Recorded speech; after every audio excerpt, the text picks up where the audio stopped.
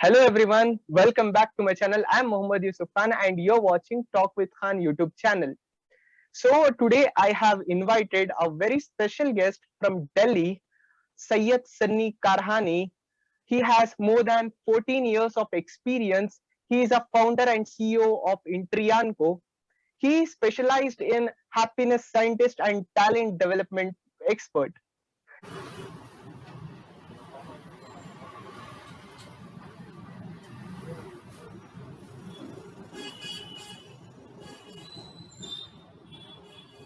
So I would wholeheartedly welcome you, Mr. Karhani. Thank you, Yusuf. So how Thanks was for your that day? nice introduction. Yeah, My day was really nice. I had a couple of meetings to catch up, and I had a proposal to send. So that was my day, and mostly my day is spent brainstorming on the next move because the industry is changing so rapidly.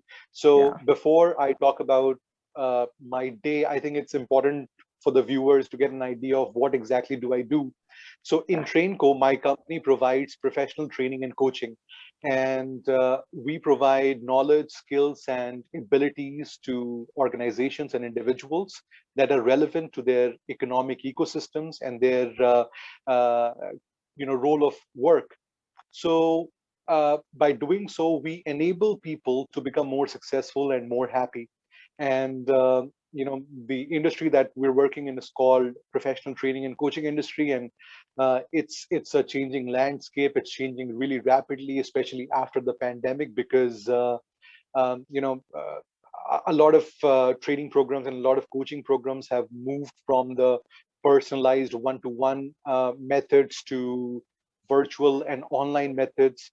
So we also had to re-engineer a lot of the work that we were doing. So basically right now my days go by explaining to clients what exactly we can offer to them, and explaining to my team members how we can make a bigger change in the world through what we're doing.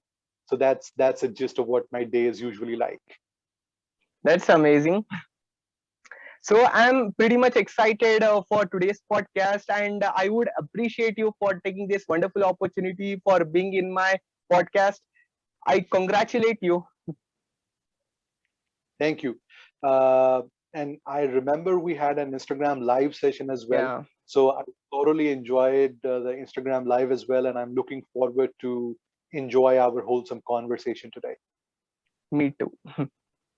So let's begin the podcast by starting with your journey. So how did you started? What was your kickstart moment because of which we are right now? Um, so are we talking about the start of my career, or are we talking about the start of InTrainco? First of all, you share about your journey, like how did you started from being a normal guy to becoming a speaker. Then how did you founded your own company, which name called as Intrianco? You became a founder and CEO. Sure. So back in 2006, I started off working with this wonderful company called Salient Business Solutions. It's now known as Avanta. It was always a part of the Avanta group. Now it's known as Avanta Business Solutions. And I was working there as a process associate, process developer. My job was to help insurance companies uh, pay for medical supplies that people in patients of certain doctors are receiving. And Okay, we were doing this amazing work, and after about a year and a half, I got the opportunity to train some people. And okay, when I train people, I love that. I got that really nice high after interacting with people as a trainer. And I thought that this could actually be a great career path for me, because people also appreciated what I did. So I did yeah, some more training programs without getting an official designation of a trainer. And each time that I did training programs, people appreciated me, and I really liked the whole idea of training people. So I started getting involved in more training programs. I started designing presentations. I started collecting people in training rooms. I started asking for, my manager for more of these training opportunities, and that's how I got into the line of training. Um, Once I was, getting a regular at training people, I thought it's important for me to hone my skills. So I started working with a company called Breaking Barriers. And Breaking Barriers is a training and development company located in Noida. So, training and Breaking Barriers provides training and development services to organizations all around the world. And I learned a lot about training and about how to interact with people while working with Breaking Barriers. And um I was, mentored and molded in a really nice way. So I learned that, when you interact with people, when you're a speaker, so it's not an easy job, because a lot of times people think Yes. that you just need to like wear a nice suit, you just need to go onto the stage, and if you have confidence, you can talk about anything. But the truth is that that may be true for some people in some cases, but in most cases that's not true, because Yes. most of the times I used to be interacting with some really knowledgeable, really experienced people, and I was going to organizations like Escorts Tractors, or Price Waterhouse Coopers, or even Google. And when you're talking to people from those organizations, so you cannot just throw nonsense at them. You need to have some really quality content. So Yeah. I learned how to study more, to create content that really matters to people.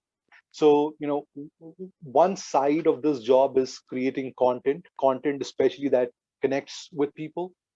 Then of course I had to uplift my platform skills, which is which are the skills that are needed to interact with people.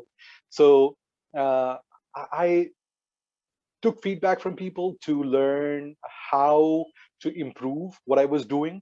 So this involved, people giving me feedback on how I talk. This involved feedback on how I looked at people when I was in the training room. So all of these things, and this is how I slowly molded into a good trainer. And then, of course, my career journey took me to another organization, and from there, you know, one day it so happened that they asked me to leave. They fired me from the job. And when I got fired from that job, I thought that, I mean, I had two options. Either I could go back looking for another job, or I could start my own training company, which I really wanted to do.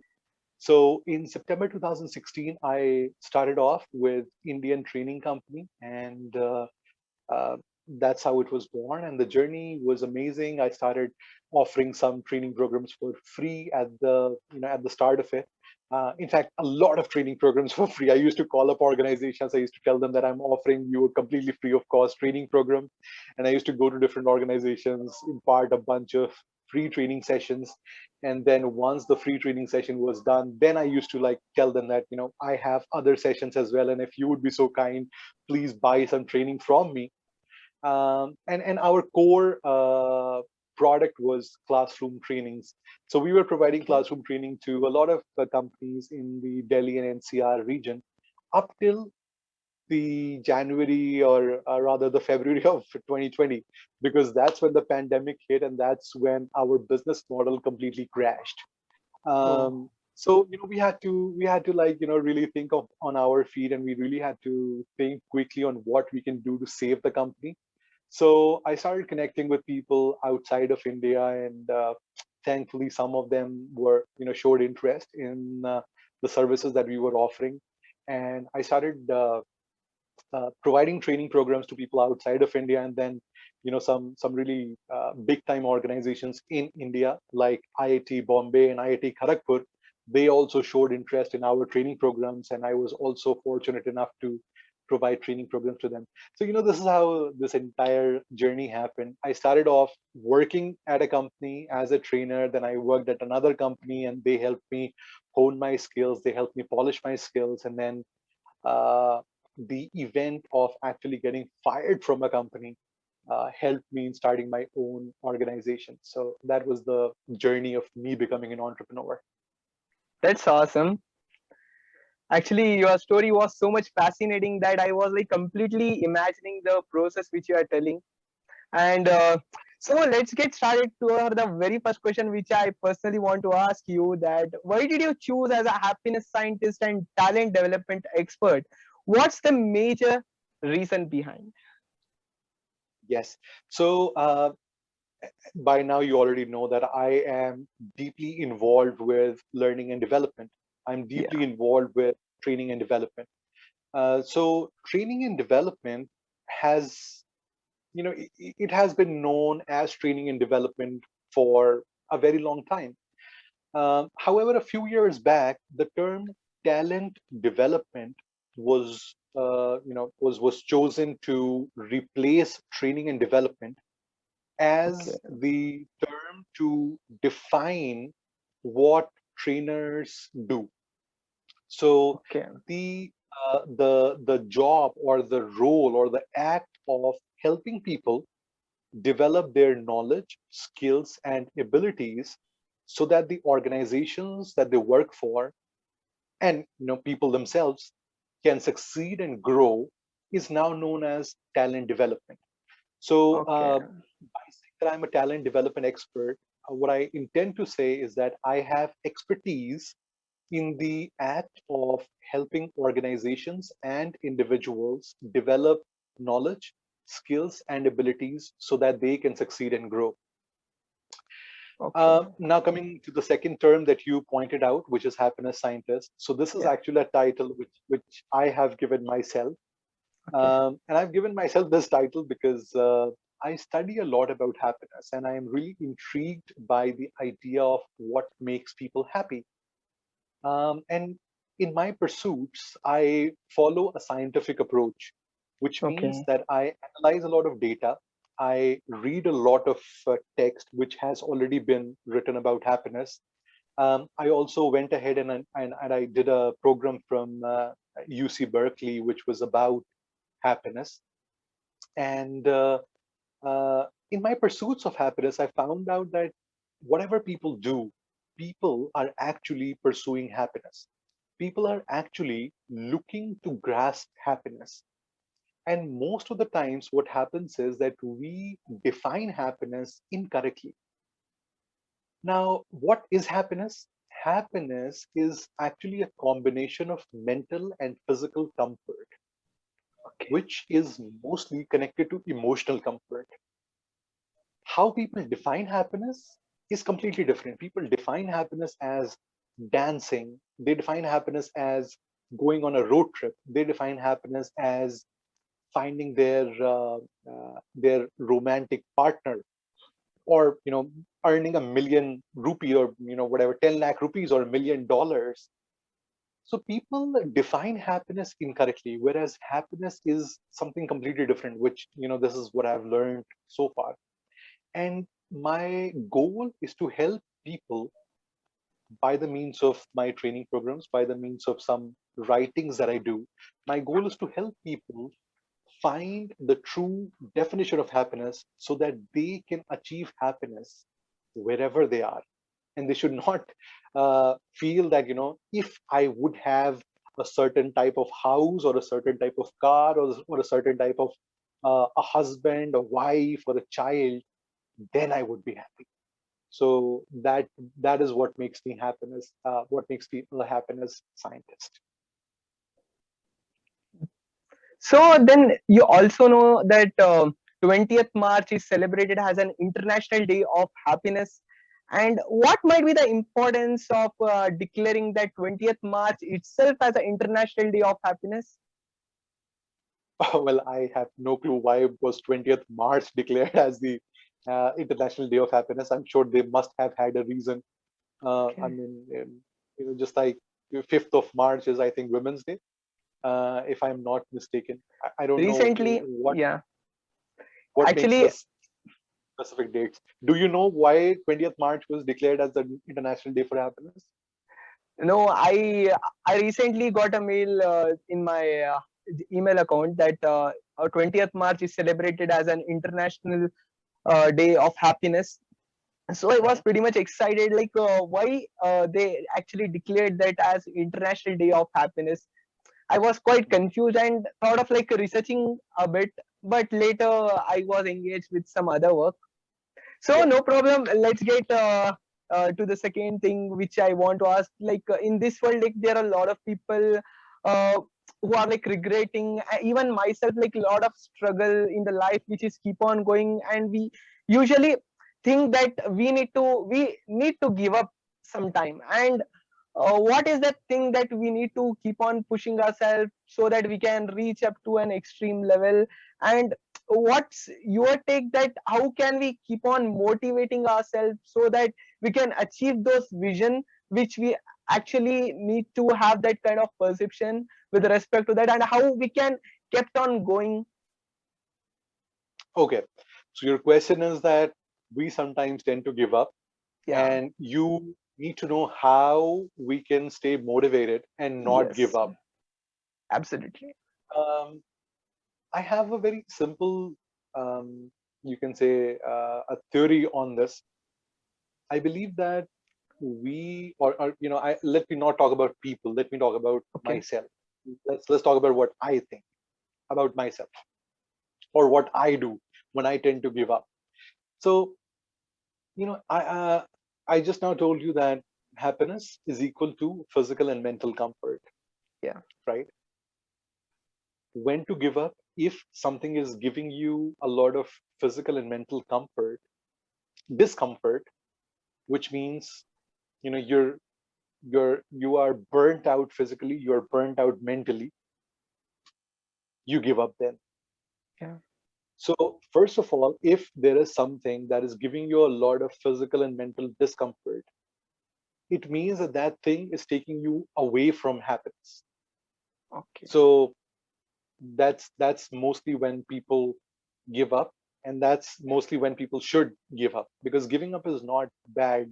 Failure is an option. Even if Yeah. you decide to quit on something, it's absolutely fine. Quit on it, start doing something else. It's fine. uh, Now, coming to the point where you're doing something, let's take Elon Musk's example, because Elon Musk is a really popular entrepreneur these days, Yeah. thanks to his great companies and his witty uh, tweets that he sometimes makes. Now, Elon Musk, in one of his interviews, he said that his brother and him, they used to program, initial versions of PayPal, and they only had one computer. So one of them used to be awake all day programming on the computer, and one of them used to be awake all night programming on the computer. And he was motivated enough to finish that task or complete that task. Okay. The reason why he was able to do that was the pain that he was suffering. The pain of, like, whatever, working 8 hours on a single computer, maybe not being able to sleep during the night, sleeping during the day, whatever pains that he was going through, they were not enough to become discomforts compared to the comforts that he was receiving on via working on his idea. What I'm trying to say is that if you're doing something that is making you miserable, that is making you, again, coming back to how I said, physically and mentally uncomfortable, that is when you become demotivated, and that is when you usually quit. And I would say that if you are quitting, then I think it's absolutely fine, because that thing was not making you happy in the first place. So start finding things that would actually make you physically and mentally comfortable. And now, when I say physically and mentally comfortable, I do not mean to say that, some people might argue that I would go to the gym, and when I'm exercising in the gym, that would make me physically uncomfortable. So should I quit it? And my question is that if you do not have a goal in mind while going to the gym, then that discomfort that you're experiencing will translate into negative emotions.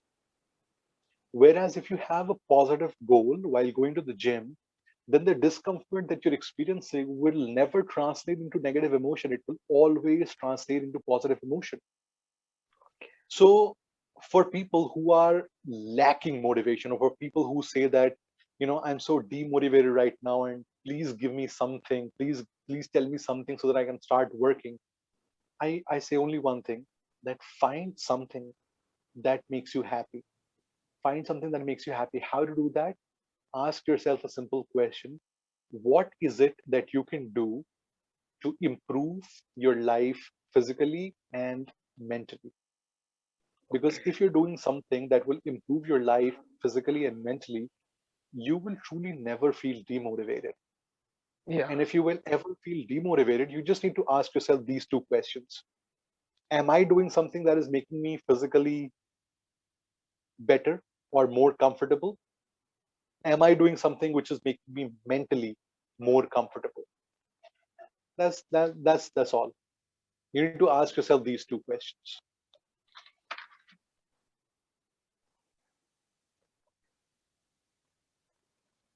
Hmm. Okay, when we do some task, but it's not actually reaching to that vision or for a period of time. So, how to beat that disappointment which we actually lag behind, and even after doing lot of things, as you said, that having a goal, having a vision, and with respect to that, we need to work. But still, after doing lot of things, we actually feel sometime disappointment, and we Mhm. actually regret, okay, I think so my goal and vision is not proper. Why is it so? Because as you said, if we also keep the two categories which you said in this above before, so how we can beat the disappointment? Okay. So the deal is that people usually think on a really, really large scale. I was listening to Gary Vaynerchuk the other day, and Gary Vaynerchuk said something really wonderful. He said that people hugely underestimate what they can do in 10 years, and they Okay. hugely overestimate what they can do in 1 year, which means that most of us do not have an idea of how much work we can do in a period of time. Okay. And this, my friend, is a conversation about expectation mapping. So when I start doing something, I map my own expectations. I ask myself, so first question, like I said earlier, is obviously going to be that, is this thing that I'm going to do, is it going to make me physically and mentally more comfortable? So if the answer is yes, then I would move on and I would ask myself the questions. Yeah. So what do I expect to achieve by the end of this year?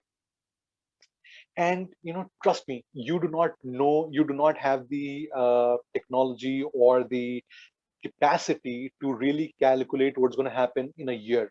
I mean, Yeah. back in June 2019, I was also making plans for June 2020, and I had no idea that the pandemic is, June is in fact too far. In October 2019, I was making plans for March, April 2020, and I had no idea that the pandemic is going to hit, and we would need to like restructure everything. Yeah. So what you need to do is you need to work on your short-term plans. Okay. Divide each year into 4 quarters. Just like we have financial quarters, Yeah. Q1, Q2, Q3, Q4. Similarly, divide your year into 4 quarters and divide each quarter into a month. There are Okay. 3 months in every quarter, right? So focus on that month, focus on the week, focus on the small things, because you will have some form of an idea of what you can do this week. But if I ask you, Okay. Yusuf, what are you doing this year in November? Do you know? You do not know, right? I Yeah. mean, you know how it is. We live in India, right? You know how it is. Sometimes we're planning a trip with our friends to a certain city, and let's say we're saying that this year in December we are going to go to Goa to party. And in December, my mamaji's son is getting married. So your plans, they suddenly change because your Yeah, mamaji's son has a higher weightage in respect of relationships. So you choose to go to the wedding and you drop the idea of going to Goa. exactly. So, which is why I'm saying that you focus on short-term goals and map your expectations on a weekly basis, map your expectations on a monthly basis and on a quarterly basis, Okay, and always keep asking yourself the question that whatever I'm doing, is it improving me physically and mentally? Because um, trust me, becoming, a lot of young people that I meet, I ask them, what is your goal? They say, I want to become a CEO, or I want to become the managing director of a large company, or I want to buy a Ferrari or a Lamborghini, or I want to have a Mercedes S class. Becoming a CEO, becoming a managing director, buying a Ferrari, buying a Mercedes S class, it will give you social status. It will give you some form of respect in society. It might also give you a temporary boost in self-esteem, but it is okay, not going to make you happy. So what we need to do is we need to design our goals in a way that we are continuously asking ourselves, are my actions directed towards my physical and mental improvement? When your okay, actions are in alignment with mental and physical improvement, then you are on the right track. So, then you would not feel demotivated. Then you would not feel that I have failed to achieve my goal or achieve my, whatever I was going to do, yeah, because you would already know that I am doing my best. Whatever actions that I took, those actions made me a better person. So how does it even matter if I have a Mercedes or if I do not have a Mercedes? true. So, as you have like a lot of experience from like 14 years which you are doing it, so what's your advice to the young generation? What are the major qualities which they need to develop in this current era? Okay. First of all, it's I would like to say that if you want to become an entrepreneur, or if you want to become a trainer or a talent development expert or anything that you would like to do, everything takes a lot of time.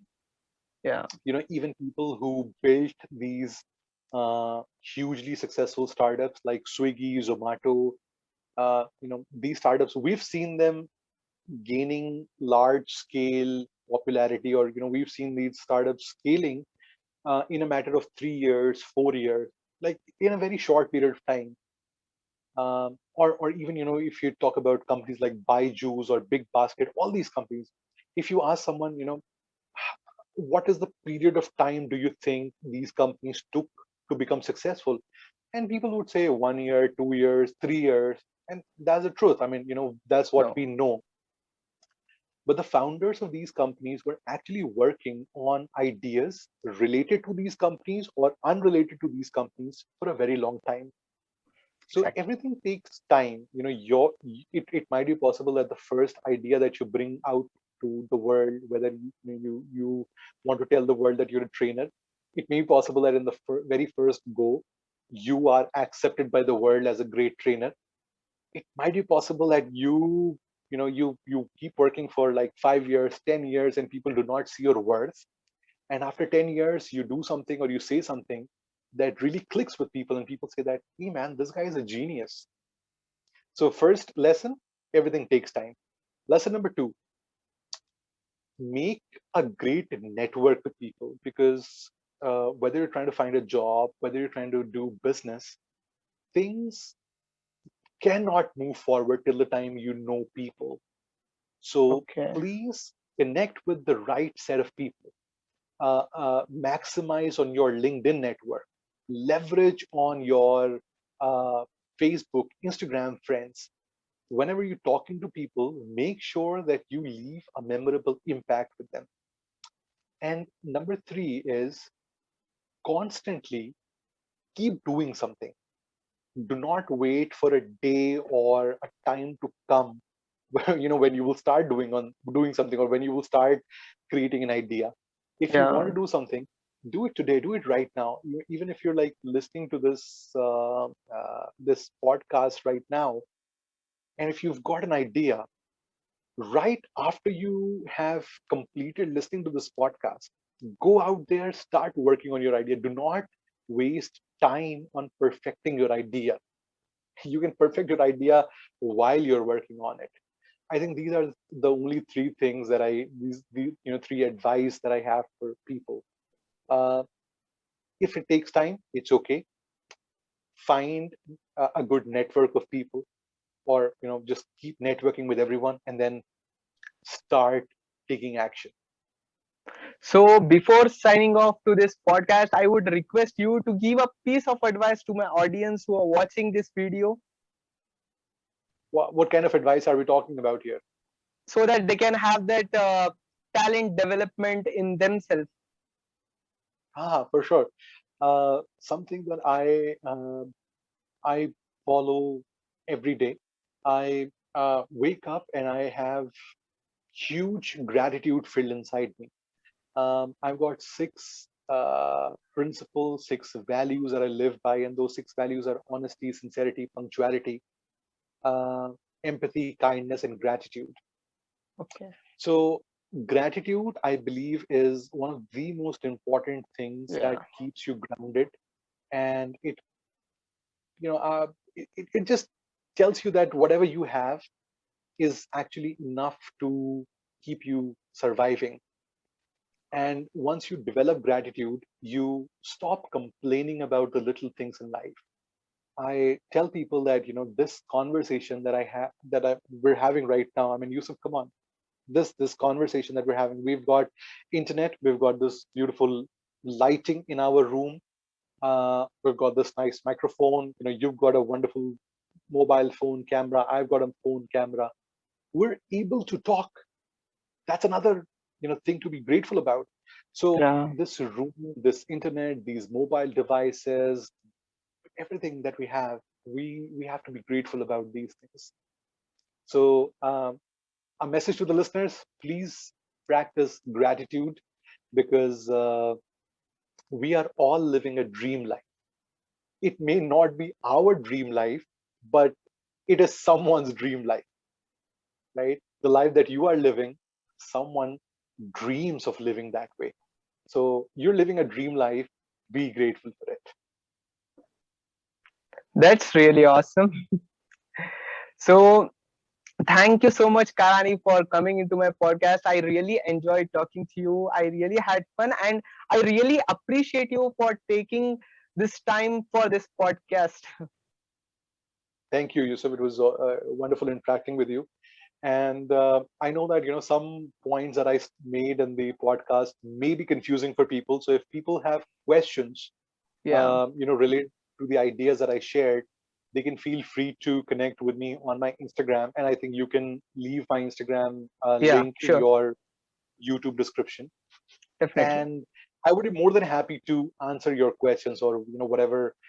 Maybe if you have some ideas to share with me, I would be happy to listen to you.